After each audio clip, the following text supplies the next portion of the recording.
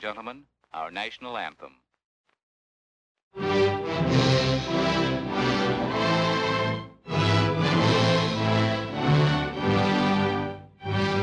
Hold it for a second, will you, fellas?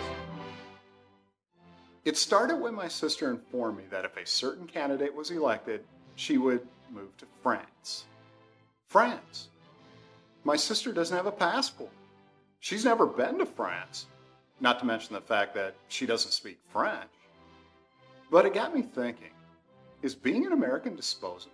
Is it really that easy, like buying a new car and using your old one for trade? One day you're munching a hot dog at the ballpark, the next you're eating foie gras and spouting out Voltaire at a cafe. Just what does being an American mean? So my journey begins. I hope to learn something along the way. You're welcome to come along. Okay, fellas, thanks.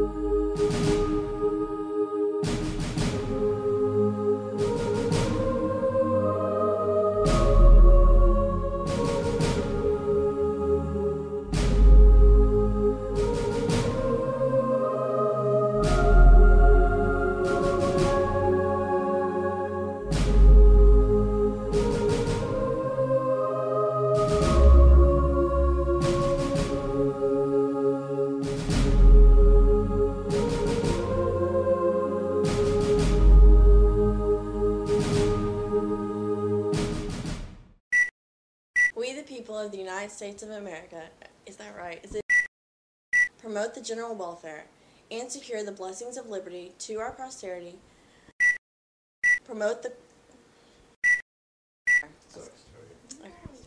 we the people of the United States, in order to form a more perfect union, establish justice, ensure domestic tranquility, promote I'm nervous, I'm sorry.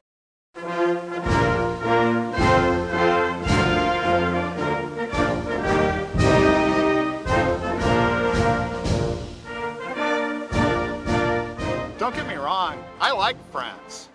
Excluding the United States, I've probably spent more time in France than any other country on earth.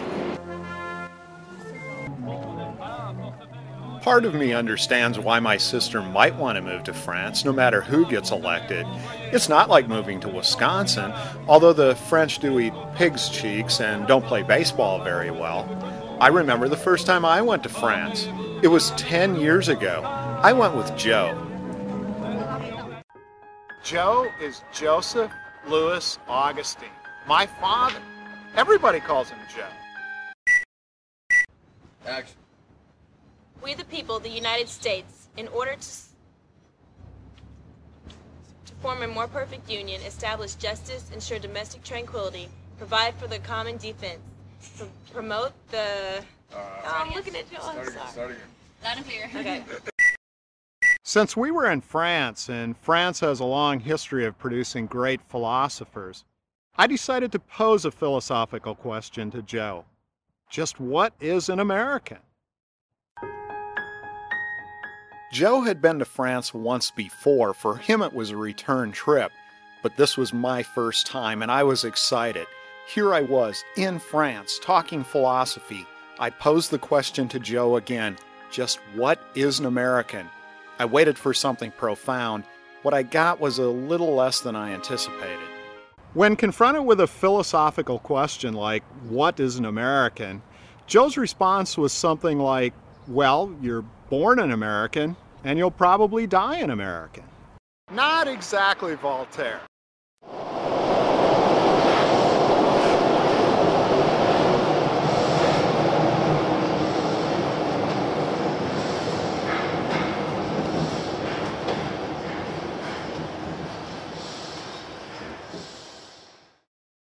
Voltaire once said, the way to be boring is to say everything. But Joe's response wasn't boring. In fact, it was thought-provoking. You're born an American, and you'll probably die an American? Maybe Joe is a philosopher. So Joe and I promised each other to return to France in 10 years and see if we could answer the question, what is an American?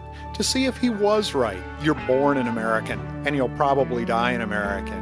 And now to see if I can help my sister find a place to live, just in case that candidate she's so worried about gets elected. We, the people of the United States, in order to form a more perfect union, establish justice. Hold up, I didn't read. In order, okay. We, the people of the United States, in order to form a more perfect union.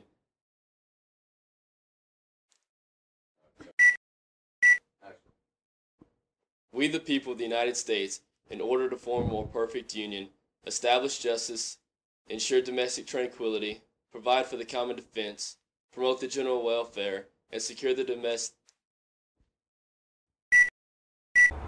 My earliest memories of being an American came from elementary school. Every day started the exact same way. I pledge allegiance to the flag of the United States of America and to the republic for which it stands, one nation, under God, indivisible, with liberty and justice for all. Yes, I did go to a one-room school, and I guess saying the Pledge of Allegiance every day had an effect on me. Maybe it's not the same for my sister. I mean, she could move to France any day now, and she's an American. By birth. Legally, Joe is right. People born in America are Americans. But it's a little more complicated than that. We, the people of America, know. We, the people of the United States, in order to form a perfect union, establish justice, ensure domestic tranquility. What's next? Sometimes being born an American isn't the same for everybody. Take the case of these two Americans, Dr. Martin Luther King and Josephine Baker. Despite the fact that they were Americans by birth, because their skin was black, they were subject to something called Jim Crow laws.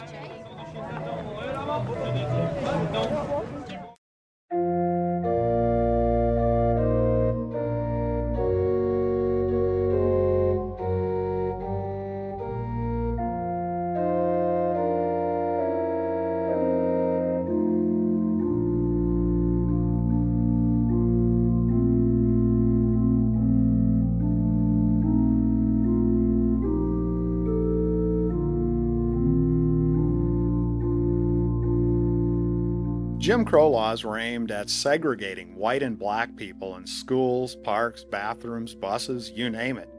The worst part of this segregation was it prevented people from voting. The best part was it spawned the civil rights movement. Because until the civil rights movement, the we the people part of the Constitution didn't mean, well, we. Unfortunately, laws like Jim Crow keep cropping up around the world. Where? Well, France. At a school near Paris, 24 young women were threatened with expulsion. They were wearing Islamic headscarves, and they're Muslims. This despite the fact that the French Constitution ensures the equality of its citizens without the distinction of race or religion. The French president said it cannot be tolerated that under the cover of religious freedom, the principles of the republic are challenged. Kind of like separate but equal. I wonder what Martin Luther King would say.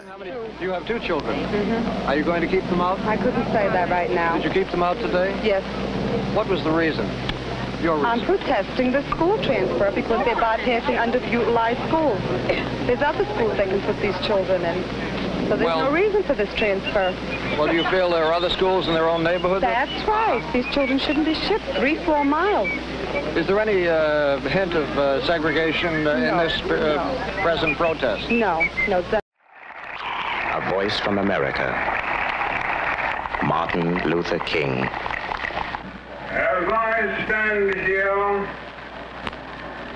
and look out upon the thousands of Negro faces and the thousands of white faces intermingle like the waters of a river, I see only one face. That is the face of the future.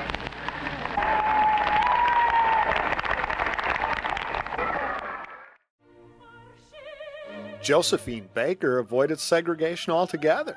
She moved to France, became one of the biggest media stars of the 1920s, and was awarded the Medal of Resistance for spying against the Germans during Nazi occupation.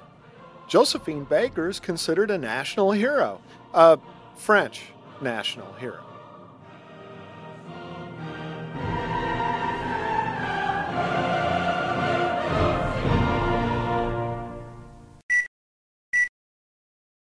We, the people of the United States, in order to form a more perfect union, establish justice, ensure domestic tranquility, provide for the common defense, promote the general welfare, and secure the blessings of liberty to ourselves and our posterity, do ordain and establish the Constitution for the United States of America.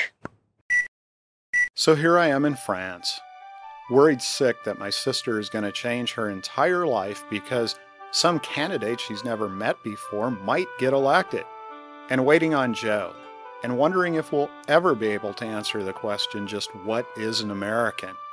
I do know one thing for sure, that despite the fact it's taken the better part of 225 years, the "we the people" part of the preamble to the Constitution finally means we the people.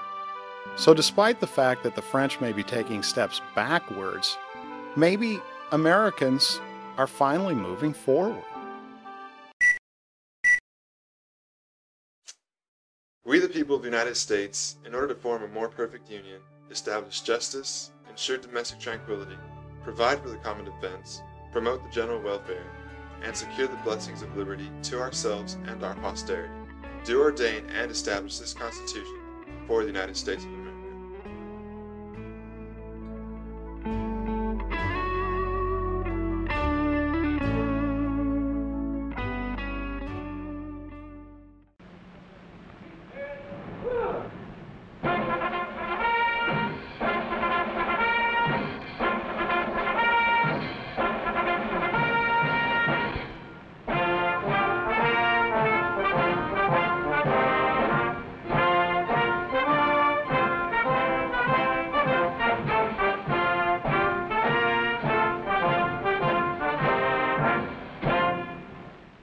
President of the United States.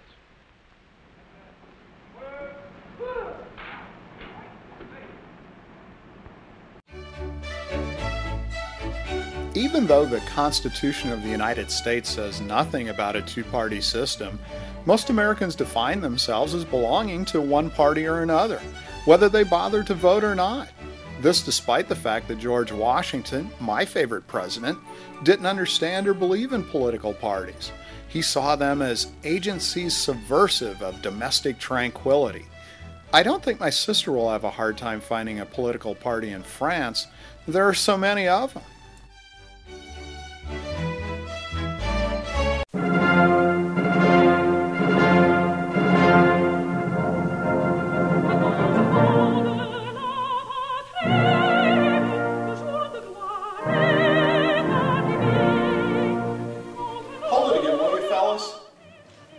Hi, I'm sorry to interrupt my own film again, but I have a statement that I would like to read. I inherited a lot of things from Joe. My nose, for one thing. But not unlike most Americans, I also inherited his politics. While I'm not apologizing, mind you, Joe getting me involved in politics early in my life was one of the best things that ever happened to me. But now, I must split with Joe. In the past few years, I've become worried that somehow Americans have mistaken politics for citizenship.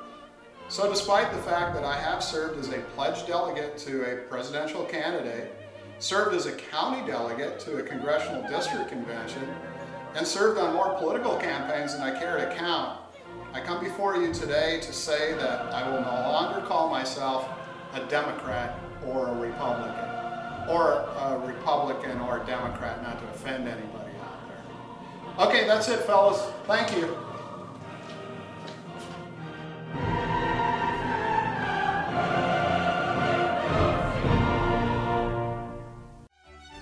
My sister and I were very politically active as kids. She did it to please Joe, I think. I did it because I thought it was a good way to pick up girls. Lower taxes. Higher taxes. Record employment. Unemployment. Peace. War. Highest wages. Lower pay. States' rights. Centralization of government. Whoa, stop! I've tried. I've listened to everybody. On TV and radio. I've read the papers and magazines. I've tried, but I'm still confused. Who's right? What's right? What should I believe? What are the facts? How can I tell? Well, my friend, if it's any consolation, you're not alone. Many voters are in the same boat right this minute. Words have been flying at you hot and heavy. You've heard the pros and cons, the cons and pros of both sides. You've listened to people you believe in and people you've never heard of. It's not surprising that you're confused. But beyond all the words, beyond all the claims and promises, there's actually just one big thing on which most people base their final decision. The man. Americans, and the rest of the world for that matter, define what an American is by one person, the President of the United States. Yet, if the President is so important, why did the authors of the Constitution create Congress first? The new Congress still faces a multitude of tasks. Among the more controversial issues are tax reduction and appropriations for the armed forces. Congress also will soon tackle the many problems of labor and adjust, by legislation, some of the more pressing problems that have not yet been settled. Martha, turn that thing off. The first things to be taken up by the legislature. Got other things to think about besides Congress. Came home early to finish this income tax. Then to write that speech to give at the club. Where's the stamp? Oh, I used the last one yesterday. Why don't you run down to the post office and get some? Run down to the post office? It's only a mile away. You see, Congress can do everything. Everything except build us another post office. Joe's favorite president is Franklin Delano Roosevelt. In fact, Joe defines himself as a New Deal liberal Democrat. Joe just didn't support Franklin Roosevelt, he worshiped the guy. You and you and you and you've got a president now. He gave the land a new deal. You hold the cards, now you deal. You and you and you and you put shoulders to the plow. He gave us what we asked for, now pay him back somehow. Step out in front, get back of the president, and give a man a job. He bore the brunt, now bear with the president, and give a man a job.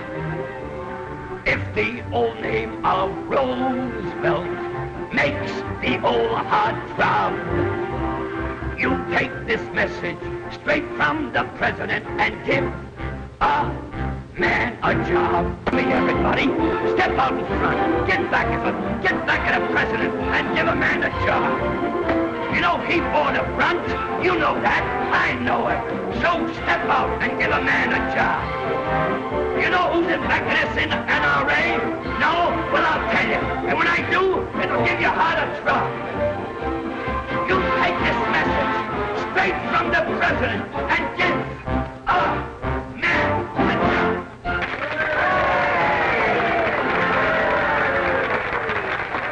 The Great Depression lingered throughout the 1930s, most of Franklin Roosevelt's term. When I pointed this out to Joe, he would have none of it. The New Deal ended the Great Depression, and that was that. One of the problems with the Articles part of the Constitution is that few people have bothered to read it. If they would understand that expecting the president, one man or one woman, to solve a problem as immense and complex as the Great Depression is ridiculous. Yet even today, people either praise or blame the president for everything. I hope for my sister's sake they don't have that problem here in France. Look, the New Deal did give Americans a lot of good things. A 40-hour work week, minimum wage laws, the right to form labor unions. But it's how Joe sees Franklin Roosevelt that bothers me, as something more than he is. I mean, would Joe feel the same way about Franklin Roosevelt if he was a Republican? Since the time of Franklin Roosevelt, it seems that the government has drifted farther away from the Articles part of the Constitution. How many times has the Supreme Court ruled a new law unconstitutional? Didn't Congress know it was unconstitutional when they passed it? What about the president? Didn't he know? And how about when the Supreme Court reverses a lower court ruling on the constitutionality of something? Didn't the judge making the ruling know what was and wasn't constitutional? Has politics become more important than the Constitution itself? Am I the only one who thinks this way? What a nightmare! Charles, get up. What? Oh. Oh, come now. Don't tell me that little walk to the post office tired you out. Post office? What post office? I mean, with Congress suspended and... Oh, what a dream. Martha, that's it. What? Now I know what to put in my speech for the club.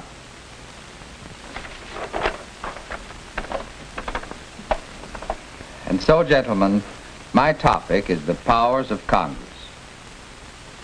None of us ever hesitates to criticize Congress at every opportunity. But how many ever stop to think about the broad powers of Congress and how these powers affect every one of us? The importance of Congress can be seen when we note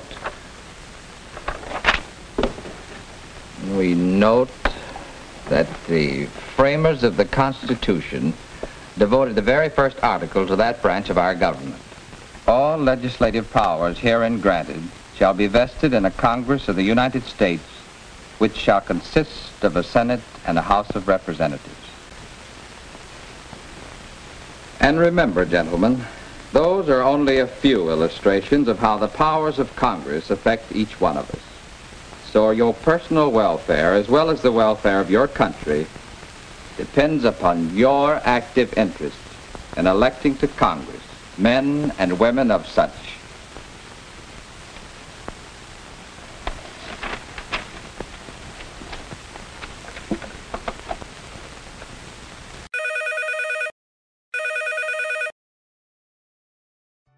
Bonjour. Hey, Charles, how's it going? No, still here, waiting on Joe. That's that whole you're born an American, you'll probably die an American thing. My congressman? Sure. Sam Johnson, 3rd Congressional District, Texas. No, I just assumed everybody knows who represents them in Congress. Hey, by the way, that candidate that my sister's so worried about, what's going on there? No, really? Really? Supreme Court and everything? Oh, well, I mean, why would somebody say they're moving to France and then not do it? Okay. Hey, thanks for calling. Bye. Sam Johnson, a Republican, represents me in Congress. Johnson spent 7 years as a prisoner of war in North Vietnam, even though officially there was no war. Let's see if I can explain exactly what happens when the American people and the government ignore the Articles part of the Constitution and put politics and political parties ahead of the general welfare. It started with the French and a military defeat at a place called Dien Bien Phu.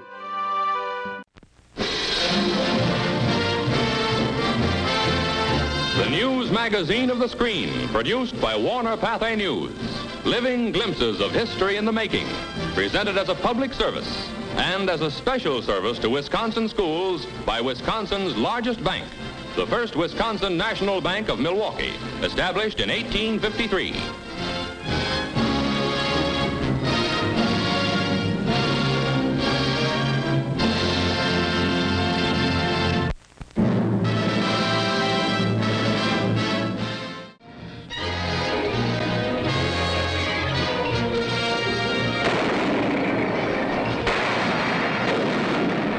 Combat films show French Union forces fighting desperately against an ambush sprung by the communist-led Viet Minh rebels in Indochina.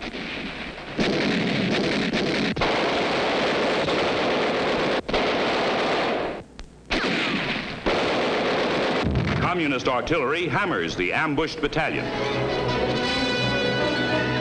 Suddenly, French planes sweep overhead to sear the red guerrillas with flaming napalm.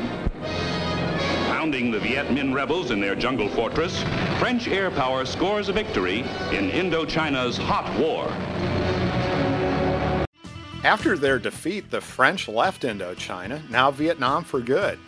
In their place, 2 American presidents, one a Republican, the other a Democrat, began sending military advisors to a suspicious political entity known as South Vietnam.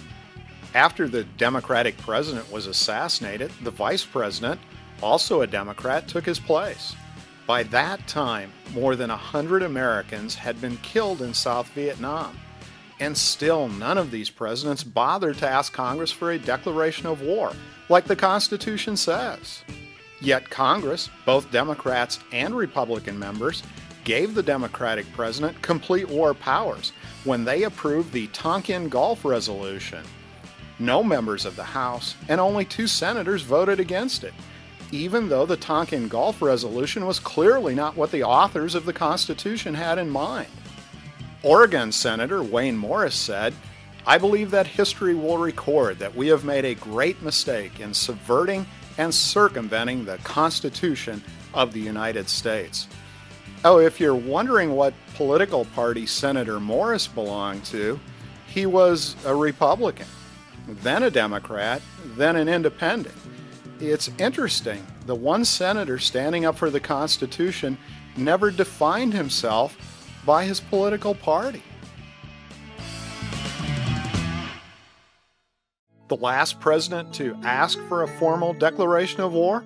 Franklin Roosevelt, making Roosevelt the last American president to serve as Commander-in-Chief of the Army and Navy during an actual war. Did I mention Joe was in the Navy? Well, that's how he got to France the first time. When joining a political party, people shouldn't have to swear everlasting allegiance to every little thing the party says. Debate, disagreement, argument, they're all good for the country, not bad. I don't know what to do. Joe hasn't arrived in France, and what am I going to tell him when he gets here? I don't define myself by my politics anymore. I still don't know what an American is. Maybe I'll ask my brother. He's a school teacher. Because you're comfortable now, you kind of know what you're doing. Doing real well. Okay. Well, should I talk about freedom to live where they wish, freedom to work where they wish? You should talk about the other night when we were sitting in the kitchen, you were telling me about my film. And you go, God, this film is really neat because, it really makes me think about, how much freedom we really do have. And there's so many people that don't appreciate that. Right. Okay, well, that might be something. So it's unappreciated. That's what you said in there. It was very nice. And didn't have a camera. Could I say something? Because when I saw this sign about responsible taxpayers league. Right. We're focusing on that instead of being responsible citizens. I like that. Okay? Sure. I'd like to get back to being responsible citizens. Okay. With that, we can all enjoy, the freedoms that we have. Sure. Okay? Sounds good. That's kind of political, though.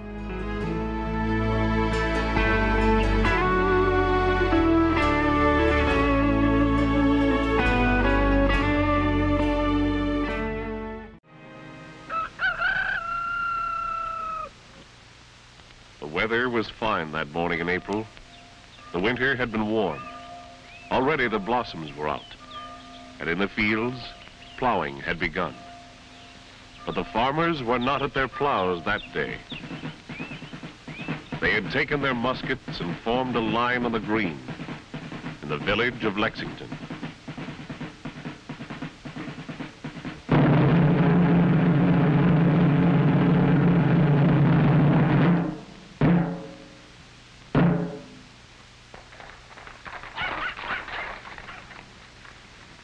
Disperse, ye rebels! Why don't ye lay down your arms and disperse? Stand your ground. Don't fire unless fired on. But if they mean to have a war, let it begin here.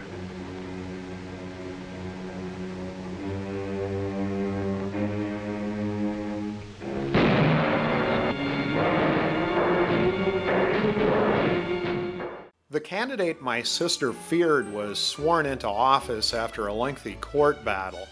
It seems that the guy my sister wanted elected charged voter fraud. Voter fraud? This is the United States we're talking about. Voter fraud is a sport in many states. In fact, when I was a kid, we were encouraged by party officials to vote early and vote often because the voter registration system was so screwed up. I hate to say it, but the way we run our elections, well, sometimes it's a little embarrassing to be an American. Maybe my sister would like to live near here. It was where Thomas Jefferson lived when he was in Paris. Well, what are you going to do after this is over? After the war? I don't know. What would you like to do? Well, first I will visit the grave of my wife. Sure. And then I think I would like to vote again. Vote? Well, that is the test, is it not? That is how I will know. Know what? That I am free. I have fought for a long time. And I want to know for sure that I will have the freedom I have been fighting for. And when a man can vote, when men can vote together and decide how they shall live together, why then they are free. I could have voted the last time and I didn't do it. Oh, that is too bad. Many men have died for what you throw away. When free men vote together, there is nothing they cannot do. I remember before the war, I used to go to a little cafe in Paris. It was called Café de Dumago. Someday I shall sit there again with my friends, and we will talk about France and what is good for France. Oh, we will not always agree, of course, and we will argue, but that is good. And if I get a little drunk and talk too loud and pound on the table, I will not be arrested for it. Because no matter what I say, I will be talking about my country. And my country will be free. Yes, I want to vote again.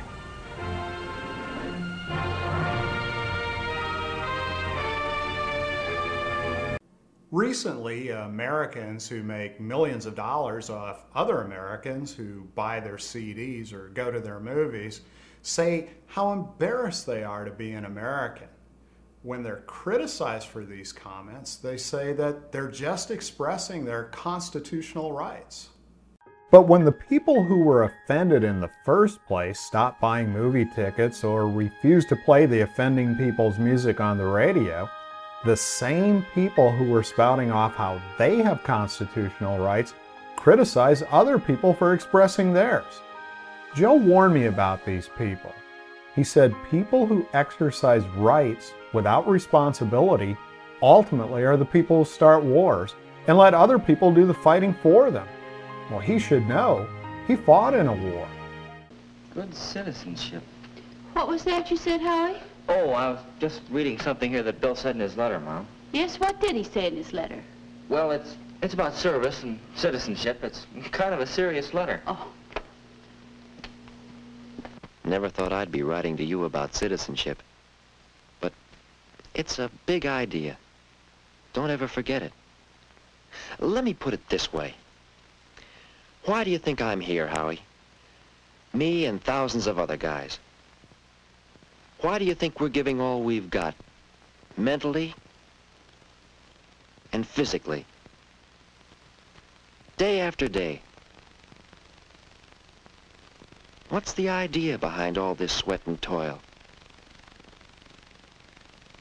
We're being trained to fight, if necessary, to defend our way of life. That's the answer. To defend our way of life. Why, it's as simple as that. Defending a way of life? Joe enlisted in the United States Navy on August 12, 1942, because in 3 days he was going to be drafted in the United States Army, and he thought the Navy was safer.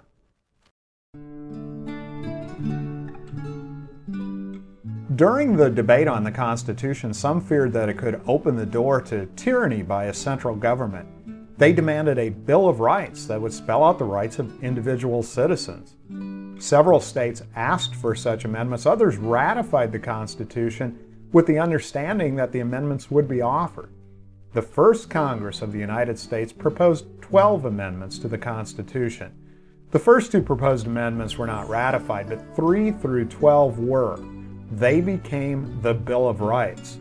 But like the rest of the Constitution, few people have bothered to read any of the amendments, much less the Bill of Rights.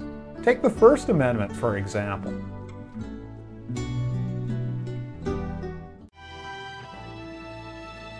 Congress shall make no law respecting an establishment of religion, or prohibiting the free exercise thereof, or abridging the freedom of speech or of the press, or the right of the people peaceably to assemble and to petition the government for a redress of grievances. Pretty straightforward, right? The Constitution was written for people like you and me. So how did we get to the point where we needed someone to interpret the Constitution for us? Friendly people, these. Sincere in their civic obligations. Good neighbors. This is Minnesota. Hub and crossroads of the state, Minneapolis, the sounding board for the progressive Upper Mississippi Valley.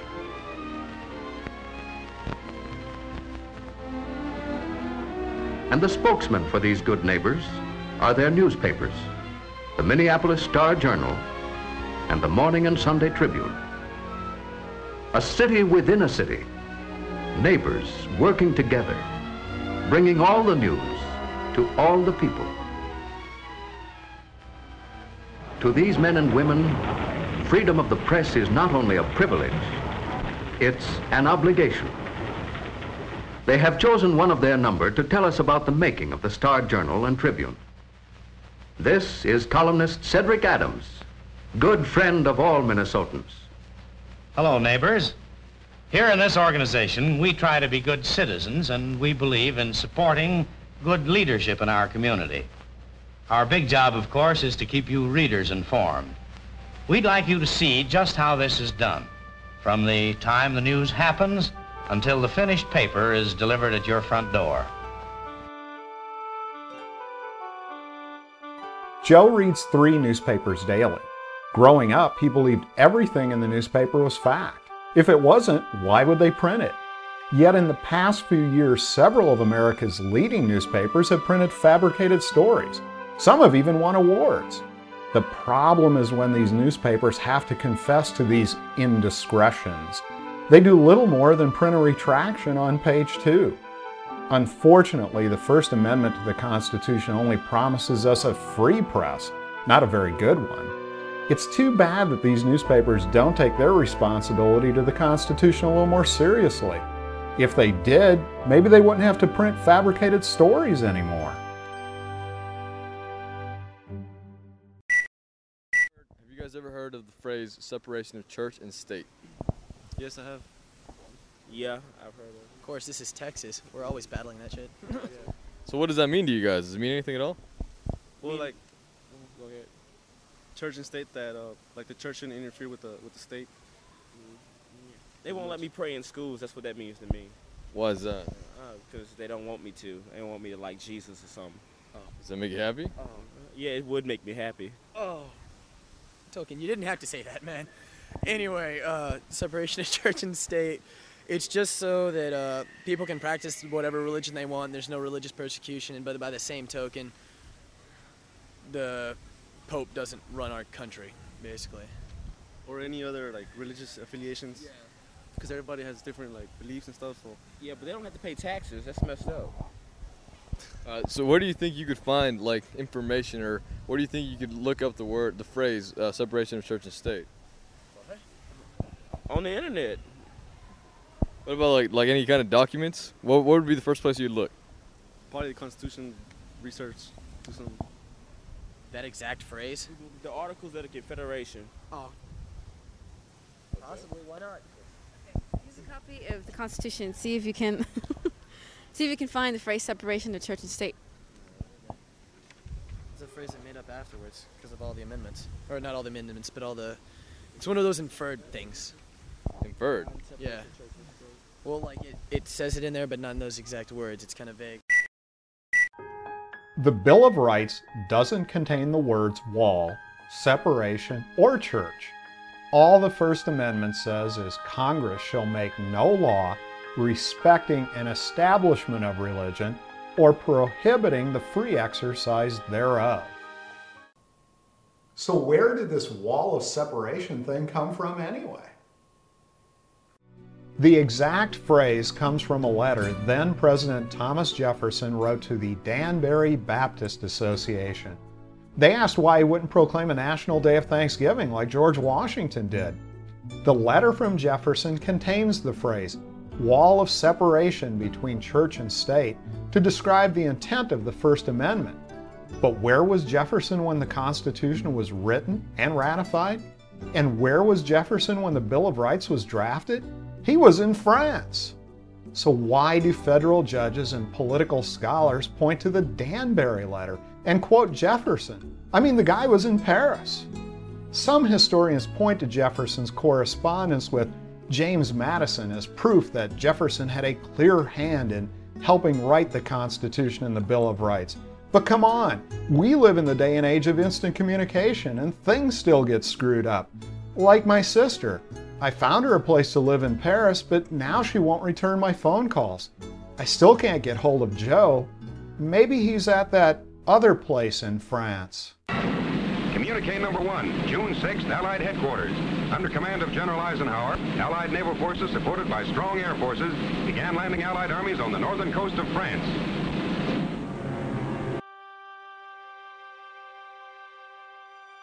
It takes about 3 hours to drive from Paris to the village of Saint-Laurent-sur-Mer.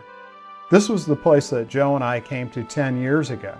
The place we decided to return to see if we could answer the question, what is an American? The drive has given me time to think. When Joe said you're born an American and you'll probably die an American, he failed to mention that there is another way to become an American. Let us turn back to a steamship agent's office in a European port a half-century ago. Most of those seeking passage to America are farmers and peasants, like this family from Eastern Europe. Behind them lie years of labor on land that could never be theirs. A man grows discontented when his own labors and the labors of his family go mainly to enrich a landlord. For peasants like these, there is hope of a better life in America across the sea. And there are those who have known at firsthand the political oppression of autocratic governments. Governments that deal swiftly and ruthlessly with those who dare to champion political liberty and freedom of expression. To the man deprived of civil rights in his native land, America offers the hope of freedom. And then there are families like this, who have suffered a religious persecution that could drive them from their homes and scorn their right to worship in their own manner. For such as these, there is the promise of religious freedom in immigration to America. These and millions of others like them make up the Great Migration. This is Joseph Augustin, my great-grandfather. He was born in Germany. He became an American through a process called naturalization. What's interesting about naturalized Americans is they are required to take an oath, which in part states that they will support and defend the Constitution of the United States against all enemies, foreign and domestic. The oath is practically the same as the one Joe took on August 12, 1942. It's funny how naturalized Americans and members of the military take an oath not to defend a political party, a way of life, or a religion. They take an oath to support and defend the Constitution of the United States. Today, these people of every nation and race have become Americans all, a people still diverse, but sharing common aspirations and drawn together in their common contribution of the skills and talents that have made America a great nation.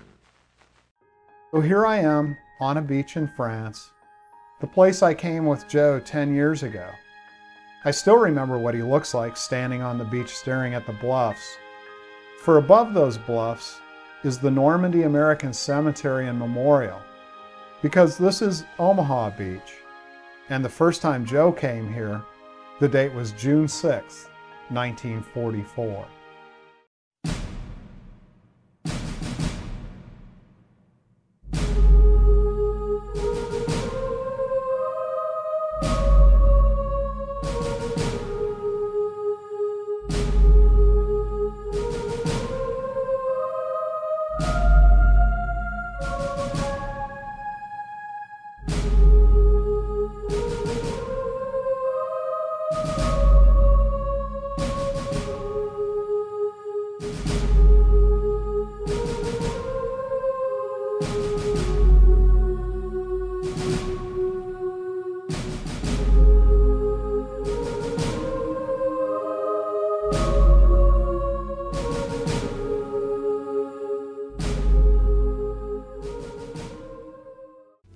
My sister called me and said she's not moving to France after all. She's moving to Wisconsin instead. She said she was just repeating what she heard a celebrity say. The celebrity didn't move to France either. Joe never made it back to France for our 10-year reunion, but I finally understand what he meant when he said you're born an American and you'll probably die an American. It's places like this where it doesn't matter if you're black or white, rich or poor, a Democrat or a Republican. All that matters is you were born or naturalized an American, and you die an American.